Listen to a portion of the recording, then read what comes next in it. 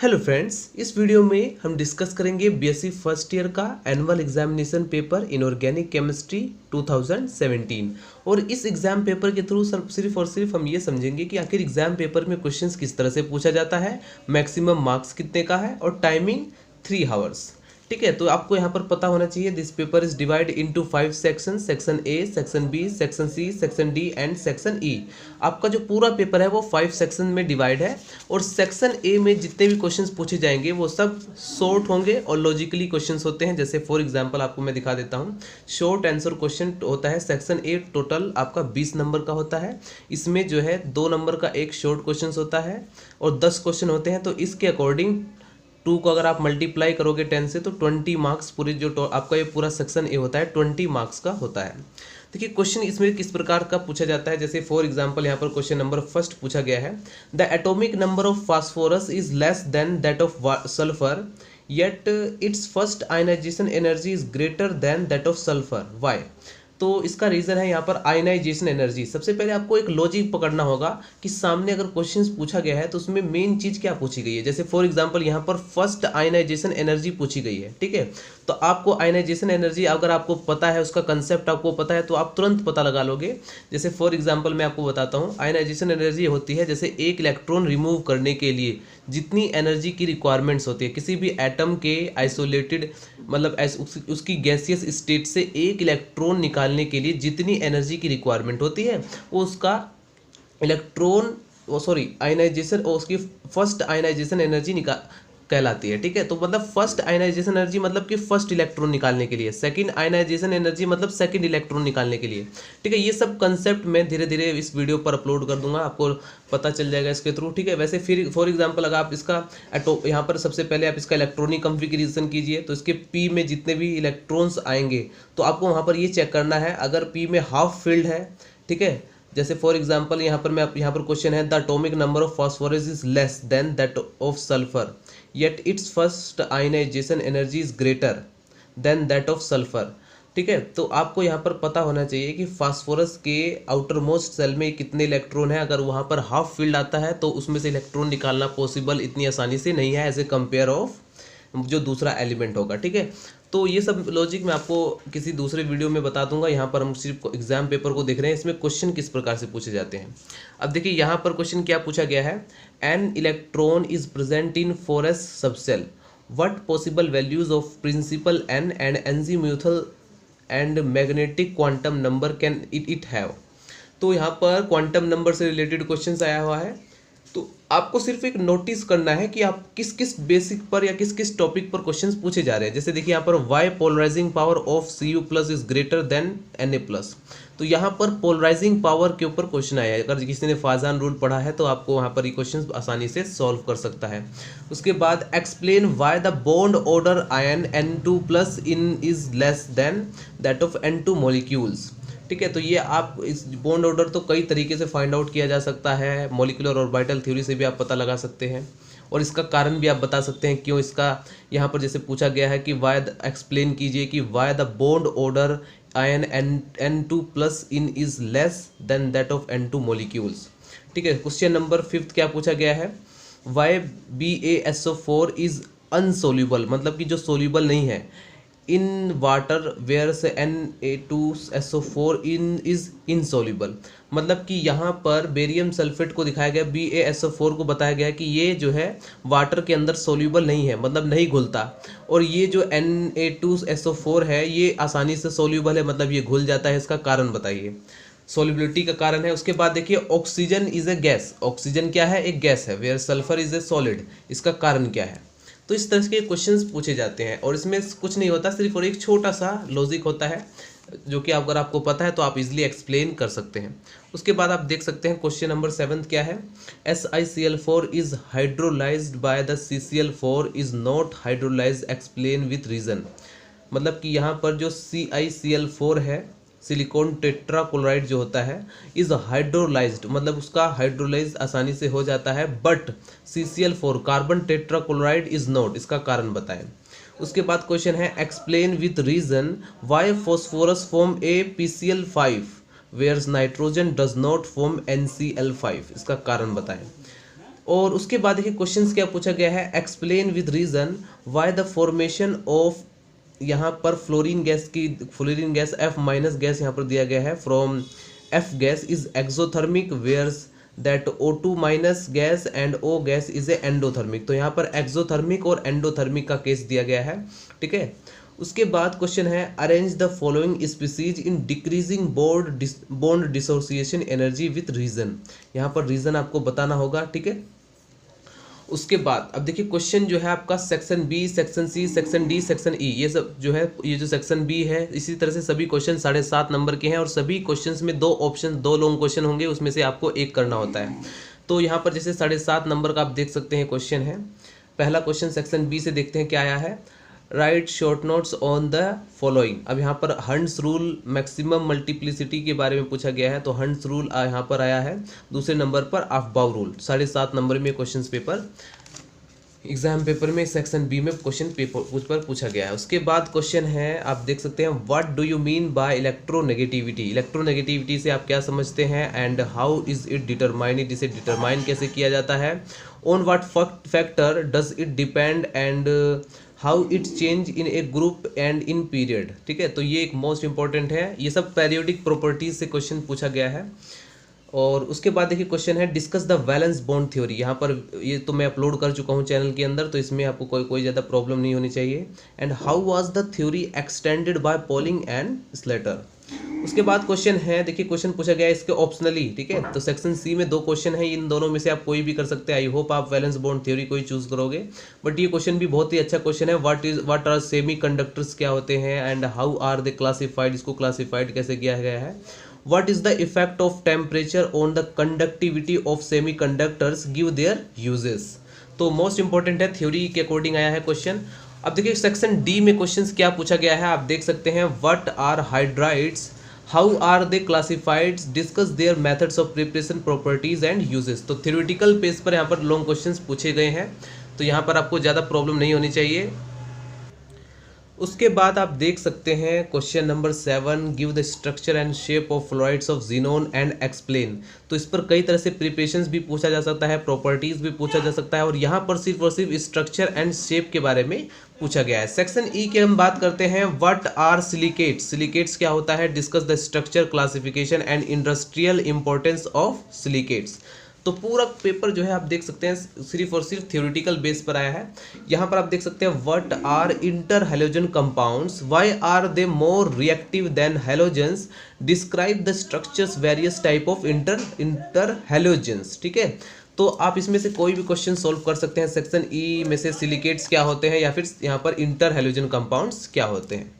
तो इस प्रकार से ये सब लॉन्ग क्वेश्चंस होता है। पूरा पेपर 50 नंबर का है, 50 में से लगभग आपके 35 या 40 नंबर भी आ जाए तो आपकी लगभग 70 तक परसेंटेज बैठ सकती है, ठीक है। इस तरह से आपके 70% लाने का तरीका क्या है कि आपको लगभग 35 से 40 नंबर के बीच आपको यहाँ पर पेपर सॉल्व करना होगा, जो कि आप बहुत आसानी से सॉल्व कर सकते हैं। अगर आपको यहाँ पर ये जो शॉर्ट क्वेश्चन है ये आपके मार्क्स को इंक्रीज करने में हेल्प करते हैं। हमेशा ध्यान रखिए, सेक्शन ए में जो शॉर्ट क्वेश्चन पूछे जाते हैं, अगर आपने इसमें हल्का सा भी, मतलब कि जो पूछा गया है केमिस्ट्री में ऐसा होता है कि अगर आप जो आपसे जो भी क्वेरी पूछी गई है, जैसे फॉर एग्जांपल आप इसके ऊपर the atomic number of phosphorus is less than that of sulphur yet its first ionisation energy, यहाँ पर आयनाइजेशन एनर्जी का कंसेप्ट पूछा गया है। अब आप यहाँ पर थ्योरी पे थ्योरी लिखे जा रहे हैं कि इसका यहाँ पर ये कारण है, इसका ये कारण, इसका ये कारण। सिंपल सा एक छोटा सा कारण जो भी है इसका आयनाइजेशन एनर्जी का, वो कंसेप्ट आप डायरेक्टली यहाँ पर बता दें, ठीक है। जैसे फॉर एग्जाम्पल यहाँ पर मैं थोड़ा सॉल्व करके दिखाता हूँ क्योंकि हमारे पास थोड़ा टाइम अवेलेबल है, ठीक है। जैसे ये है the atomic number of phosphorus, तो फास्फोरस और उसके बाद कंपैरिजन किससे किया गया है,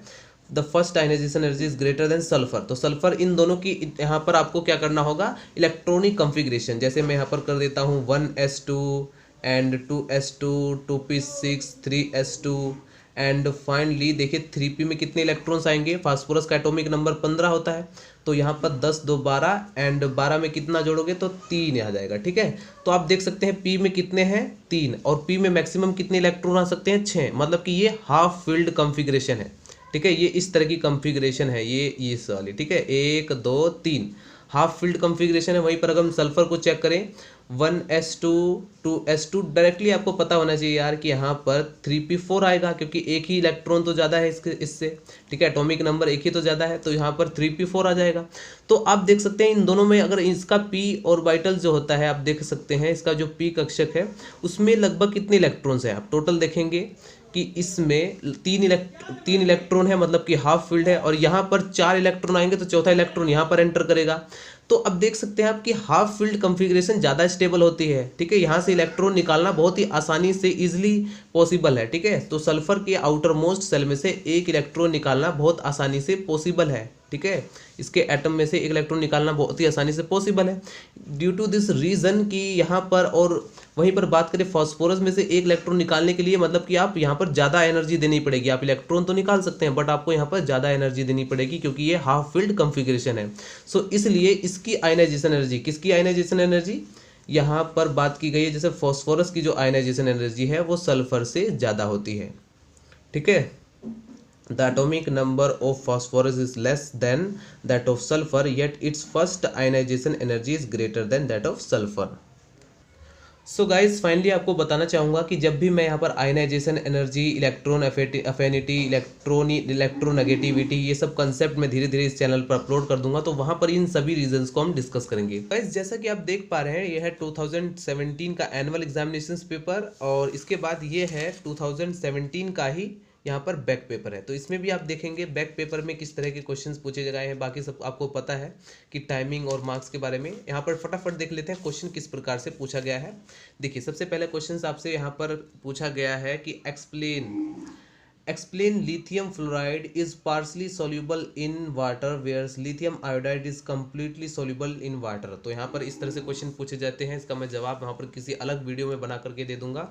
explain with reason which is more covalent in following compounds, सबसे ज़्यादा कोवलेंट करेक्टर किस कंपाउंड्स में है, ठीक है। उसके बाद यहाँ पर arrange the following isoelectronic species in order of increasing size. तो साइज में सबसे बड़ा कौन हो सकता है, ठीक है। साइज फैक्टर अगर आप फटाफट यहाँ पर लगाने की कोशिश करें, जैसे कि आप यहाँ पर चेक करेंगे सोडियम में इलेक्ट्रॉनों की संख्या कितनी है इस समय, Na+ में इलेक्ट्रॉन की संख्या 10 होगी, और इसका एटॉमिक नंबर 11 होगा, ठीक है। एटॉमिक नंबर 11, इलेक्ट्रॉन की संख्या 10। मैग्नीशियम में अगर यहाँ पर देखें एटॉमिक नंबर 12, इलेक्ट्रॉन की संख्या 10। एल्यूमिनियम में आप देख सकते हैं इलेक्ट्रॉनों की संख्या कितनी है 10, और एटॉमिक नंबर 13। तो जिसका एटॉमिक नंबर ज़्यादा होगा उसका इफेक्टिव न्यूक्लियर चार्ज ज़्यादा होगा। इसका मतलब साइज सबसे छोटा किसका है, एल्यूमिनियम का सबसे छोटा साइज है। अब पूछा क्या गया है ऑर्डर ऑफ इंक्रीजिंग ऑर्डर, तो इनको इंक्रीजिंग ऑर्डर मतलब कि साइज के बढ़ते हुए क्रम में लगाना है। तो सबसे छोटा साइज सबसे पहले आप लिख देंगे, उसके बाद सबसे बड़ा साइज, उसके बाद सबसे बड़ा। तो सबसे बड़ा साइज किसका है, सोडियम का है, ठीक है। तो इस तरह से आ जाएगा, ठीक है। ये इसका इंक्रीजिंग ऑर्डर है, सबसे छोटा एल्यूमिनियम का, उसके बाद मैग्नीशियम का, फिर उसके बाद सोडियम का। उसके बाद देख सकते हैं आप why do NH3 H2O and HF have abnormally high boiling points due to the hydrogen bond. और हाइड्रोजन बॉन्ड का कंसेप्ट मैं अपलोड कर चुका हूँ। उसके बाद हमारा टॉपिक है which of the following species are paramagnetic and which are diamagnetic. तो पैरामैग्नेटिक और डायमैग्नेटिक फाइंड आउट करने की तरीका मैं बता चुका हूँ ऑलरेडी इस चैनल पर। और उसके बाद चलिए क्वेश्चंस और देखते हैं किस तरह से क्वेश्चन पूछा गया है। SnCl4 is hydrolysed but CCl4 is not hydrolysed, explain the reason. यहाँ पर रीजन आपको एक्सप्लेन करना होगा कि ये इसका हाइड्रोलिसिस जल अपघटन आसानी से हो जाता है और इसका नहीं होता। और उसके बाद देखिए क्वेश्चन क्या पूछा गया, the electron affinity value of fluorine is less than chlorine, why. Electron affinity पर क्वेश्चन पूछा गया है। और इलेक्ट्रॉन एफिनिटी क्या है, किसी आइसोलेटेड एटम में से, किसी गैसियस एटम में एक इलेक्ट्रॉन डालने पर जितनी एनर्जी रिलीज होती है, ठीक है। एक इलेक्ट्रॉन ऐड करने की बात की गई है, ठीक है। और आयनाइजेशन एनर्जी में क्या था, एक इलेक्ट्रॉन निकालने की बात की गई थी।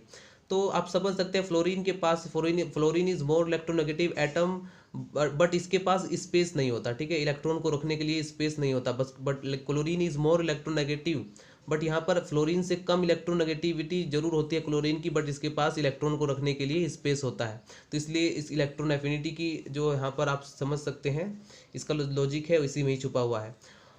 विच has the largest ionisation potential boron and beryllium, इन दोनों में से आयनाइजेशन पोटेंशियल। तो देख सकते हैं पेरियोडिक प्रॉपर्टीज से रिलेटेड कितने सारे क्वेश्चंस आ रहे हैं एग्जाम पेपर में, तो आपको बहुत अच्छी तरह से पढ़ना चाहिए पेरियोडिक प्रॉपर्टीज की। आयनाइजेशन पोटेंशियल क्या होता है, आयनाइजेशन एनर्जी क्या होता है, इलेक्ट्रोनेगेटिविटी क्या होता है, और भी कुछ पेरियोडिक प्रॉपर्टीज हैं। Which compound para-nitrophenol or ortho-nitrophenol has intramolecular hydrogen bond showing the bonding with broken lines। Guys यहाँ पर क्वेश्चन पूछा गया है भाई पैरानाइट्रोफिनॉल और आर्थोनाइट्रोफिनॉल में किसमें hydrogen bond intramolecular hydrogen bond बनता है। तो इंट्रामोलिकुलर हाइड्रोजन मतलब कि एक ही मॉलिक्यूल्स के अंदर जो हाइड्रोजन बॉन्ड बनता हो, ठीक है। जैसे फॉर एग्जांपल आर्थो पोजीशन पर बनेगा, क्योंकि जैसे देखिए ये है बेंजीन, ठीक है, और यहाँ पर ये होगी पैरा पोजीशन, ठीक है। अगर यहाँ पर उन्होंने कहा है कि फिनोल की बात हुई है तो फिनोल का OH ग्रुप अगर यहाँ पर होता है रेफरेंस पॉइंट, तो ये है आर्थो पोजीशन, ये मेटा पोजीशन, ये पैरा पोजीशन। तो पैरा पोजीशन से यहाँ पर हाइड्रोजन बॉन्ड बनना पॉसिबल नहीं है, लेकिन यहाँ से यहाँ पर हाइड्रोजन बॉन्ड बनना पॉसिबल है। तो इसका कारण भी आपको बताना होगा, ठीक है। और उसके बाद चलिए मिलते हैं नेक्स्ट क्वेश्चन से। Difference between the sigma and pi bond, ये मैं पहले से ही बता चुका हूँ चैनल के अंदर। Section B, section C, section D का पैटर्न आपको पता है। यहाँ पर लॉन्ग क्वेश्चन सिर्फ हमें देखना है कैसे पूछा जाता है। Explain the Bohr Bury rearrangement of extra nuclear electron in orbits. तो यहाँ पर देख सकते हैं कभी कभी इस तरह के क्वेश्चंस भी आ जाते हैं एग्जाम पेपर में, जिसकी आपको उम्मीद तक नहीं होती। डिफरेंस बिटवीन द ऑर्बिटल्स और ऑर्बिट्स एंड ऑर्बिटल्स। तो यहाँ पर ऑर्बिट्स एंड ऑर्बिटल्स के ऊपर मैं बता चुका हूँ, अच्छी तरह से एक्सप्लेन कर चुका हूँ क्या होता है ऑर्बिट्स और क्या होता है orbitals. What do you mean by the ionization potential, ionization potential क्या होता है। और देखिए यहाँ पर ये भी पेरियोडिक प्रॉपर्टी से लॉन्ग क्वेश्चन आया, कुछ क्वेश्चन पूछा गया है। आयनाइजेशन पोटेंशियल, इसे कैसे मेजर्ड किया जाता है। सक्सेसिव, कभी कभी सक्सेसिव भी पूछ लिया जाता है। आयनाइजेशन एनर्जी, आयनाइजेशन पोटेंशियल, ये सब सेम होता है। उसके बाद क्वेश्चन सेक्शन सी में आप देख सकते हैं discuss the valence shell electron, यहाँ पर VSEPER थ्योरी के बारे में पूछा गया है, और इनकी ज्योमेट्री के बारे में पूछा गया है। एक्सप्लेन द शेप्स के बारे में पूछा गया है, CH4 NH3 एंड H2 के बारे में, और आपको एक्सप्लेन भी करना होगा कि आखिर इनकी शेप इस तरह की क्यों है, ठीक है। तो ये भी लॉन्ग क्वेश्चन में क्वेश्चन पूछा गया है। उसके बाद आया है what do you mean by the polarisations, polarisations क्या होता है, पोलराइजेबिलिटी क्या होती है, एंड स्टेट फाजान रूल। तो फाजान रूल में ये सब आपको कवर हो जाएगा। उसके बाद क्वेश्चन है section D, discuss the positions of alkali metals in the periodic table, explain the various physical properties on the basis of electronic configurations. Now this is the most important question, और लगभग कई बार पूछा गया है। P S block element से या तो कभी कभी एल्कलाइन मेटल्स या एल्कलाइन अर्थ मेटल्स के बारे में लॉन्ग क्वेश्चंस आते रहते हैं। उसके बाद क्वेश्चन है discuss the shape and structures of fluorides molecules of xenon के फ्लोराइड्स के बारे में, शेप्स के बारे में यहाँ पर बैक पेपर में भी आया था और एनुअल एग्जामिनेशन पेपर में भी, ठीक है, दोनों में आया हुआ है। तो इसके बाद देखिए क्वेश्चन है discuss the oxy acids of chlorine की ऑक्सी एसिड्स के बारे में पूछा गया है। लॉन्ग क्वेश्चन देख सकते हैं आप, ठीक है। सेक्शन ई में दोनों में से कोई सा भी आप एक कर सकते हैं। और यहाँ पर देख सकते हैं लास्ट में ऑप्शन क्या दिया गया है, discuss the general characters of elements of fifth A group of the periodic table. तो किसी भी तरीके से क्वेश्चंस पूछा जा सकता है, ऐसा नहीं है, ठीक है। किसी भी तरीके से एग्जाम पेपर में क्वेश्चंस पूछा जा सकता है। सेकंड ए ग्रुप क्या है, फर्स्ट ए ग्रुप क्या है, या डायरेक्टली ग्रुप में जितने भी उसकी फैमिली है, जैसे ऑक्सीजन फैमिली क्या होती है, ठीक है, नाइट्रोजन फैमिली क्या होती है, इस तरह से भी किसी भी तरीके से क्वेश्चंस एग्जाम पेपर में आपसे एक्सप्लेन करने के लिए दिया जा सकता है। तो आपको हर पॉइंट को याद करना होगा, ठीक है। जैसा कि मैंने आपको दो एग्जाम पेपर आपको दिखाए, BSc फर्स्ट ईयर का एनुअल एग्जामिनेशन पेपर एक तरफ दिखाया, एक तरफ बैक पेपर भी आपको दिखाया, ठीक है। तो नेक्स्ट वीडियो में मैं आप बताऊंगा यहाँ पर फिजिकल केमिस्ट्री का पेपर अपलोड करेंगे। मिलते हैं नेक्स्ट वीडियो में, बाय बाय, टाटा।